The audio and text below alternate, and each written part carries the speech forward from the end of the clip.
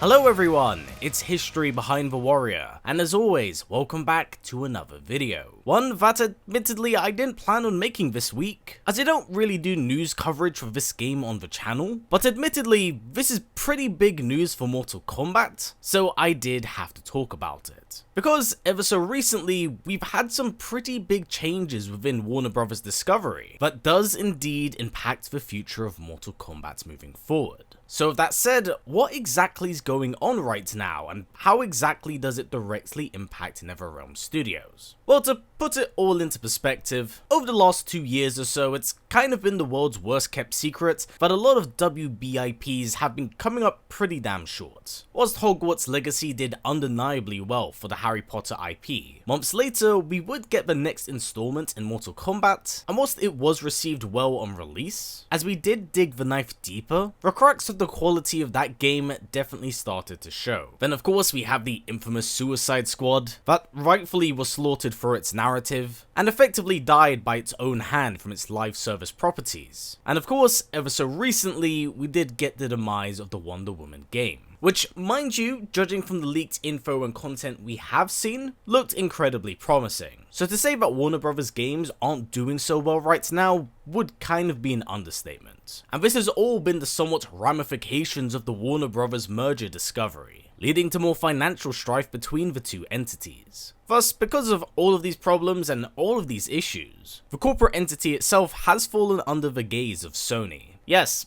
that Sony, with them bearing a deep interest in purchasing some of their IPs, including HBO Max and, well, Mortal Kombat. And this is super interesting to me. And I do have a lot of feelings about it all. On the bright side, maybe under new and different leadership, the studio could be creatively rejuvenated and actually be given an opportunity to tackle different IPs outside of Injustice and MK. However, I do have my worries and issues in that regard, because when it comes to AAA Sony games, they themselves have had quite a few missteps over the last few years, as many of their exclusives tend to falter in their later half, like Spider-Man 2 post Venom's appearance, as well as God of War Ragnarok during its climactic battle. These are really good examples of games kind of being forced out the door in order to meet a release date. And in my mind, if the same approach is given to that of a fighting game studio, this isn't great. But admittedly, I do also think there's some other benefits here. I think maybe having access to an entire new franchise could be really good and really refreshing as a whole. Plus, they would get the added benefit of having some console exclusive characters they could use, but there's also the very real possibility that going forward, MK could wind up being a console exclusive fighter,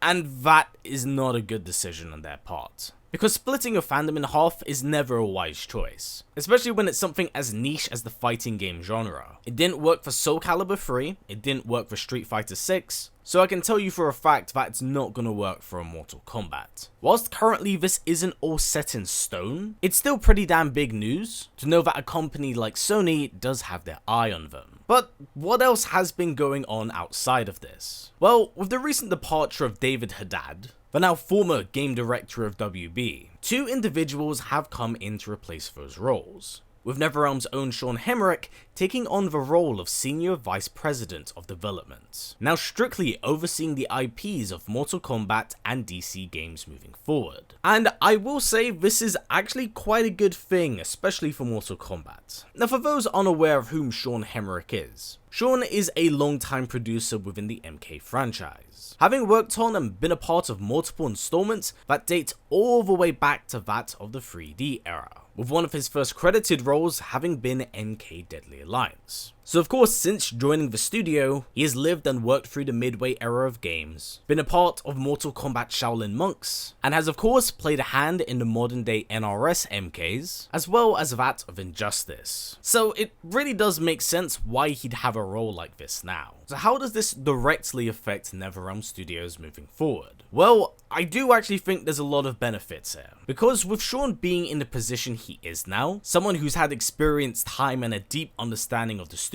his insight and perspective can really allow the studio to have more leniency. What works, what's needed, and what does need to be done. So in that regard, I do think it's a pretty damn big win. But in terms of how impactful and how important this is in the grand calculus of this all, we simply don't know. This is absolutely a position where things have to be seen to be believed, and we really won't see that up until the next or following NRS installment. I know some have really taken this information and wishfully dove in believing that a Mortal Kombat Shaolin Monks remake is locked in, or even like some kind of full-blown conquest mode, but I do think something like that is a little bit too ambitious right now. Whilst I think we're definitely heading down the right path, as the collector's edition is a clear sign of us catching that stride, as well as that Fortnite crossover, I do think we probably have quite a long way to go before something like that is even thought of, and it will more than likely be put out to a different studio. So whilst not impossible, I definitely wouldn't put all my eggs in that basket,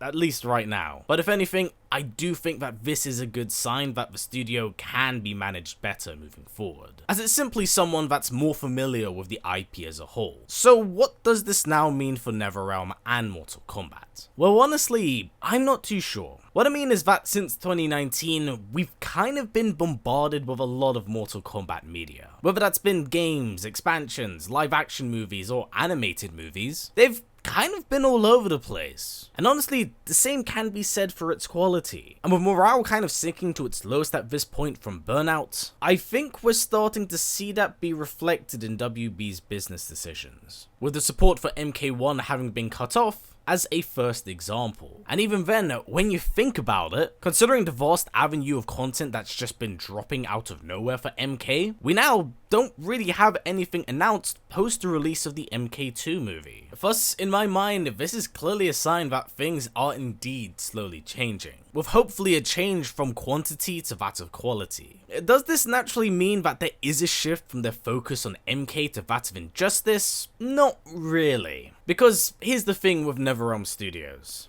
Even with this current change at hand, when it comes to them developing a game, they're always immediately working on the next installment once their previous game releases. So when Injustice 2 came out in 2017, they already started their work for MK11 the next day. And the exact same can be said for MK1. And whilst word or news hasn't dropped about either of them, in my opinion, I think these factors simply sway a little bit more towards that of Injustice 3. Which means that currently, whatever game they're working on is nearly 2 years into development now. Thus, if we're wavering around our options and ideas, especially looking at the current state of WB as a whole, I do think that Injustice is the safe pick here. Or hell, maybe even another DC fighter under a different name. Which does currently make a lot of sense considering the soft brand relaunch under James Gunn. But I really do think it's a sign of what's to come if you're hiring someone with a background in Mortal Kombat and DC games. It makes a lot of sense why you'd hire someone into that role. Again, I know there is some more talk about MK vs DC 2, and it